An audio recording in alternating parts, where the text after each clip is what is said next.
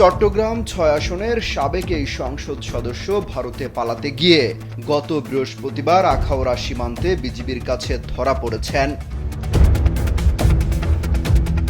সরেজমিন রাউজান ঘুরে জানা যায়, ফজলে করিম চৌধুরী ওরফে জুইন্না এতটাই দুর্দণ্ড প্রতাপশালী ছিলেন যে তার অত্যাচারে অতিষ্ঠ ছিল রাউজানবাসী।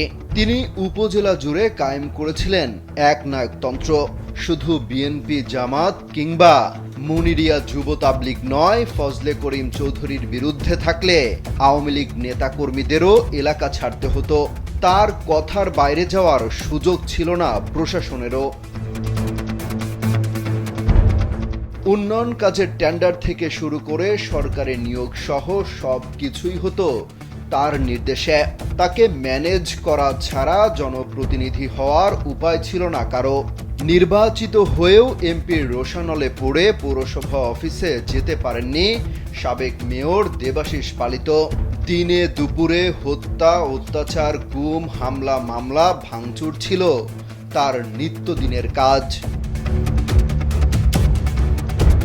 এসব অভিযোগের বিষয়ে কথা বলার জন্য গ্রেপ্তারের আগে বেশ কয়েকদিন এবিএম ফজলে করিম চৌধুরীর রাউজানের বাড়িতে গিয়ে তাকে পাওয়া যায়নি। মোবাইল ফোনে অনেকবার কল করা হলেও তার নম্বর বন্ধ পাওয়া যায়। রাউজানের বিভিন্ন পর্যায়ের মানুষের সঙ্গে কথা বলে জানা যায়, ফজলে করিম চৌধুরীর অনুসারীর বেশিরভাগই সাবেক এনডিপি ক্যাডার।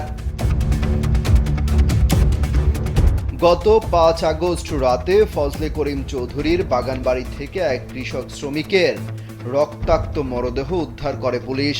তার নাম মোহাম্মদ ইউসুফ মিয়া। প্রায় ১ বছর আগে তিনি সাবেক এমপির কাজ ছেড়ে দেন। পুলিশ জানায়, নিহত ব্যক্তির শরীরের বিভিন্ন স্থানে কুপিয়ে জখম করা হয়েছে।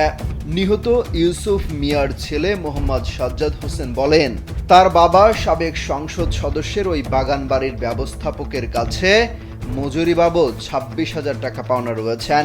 পাওনা চাওয়ায় তার বাবাকে একাধিকবার শাসানো হয়েছে।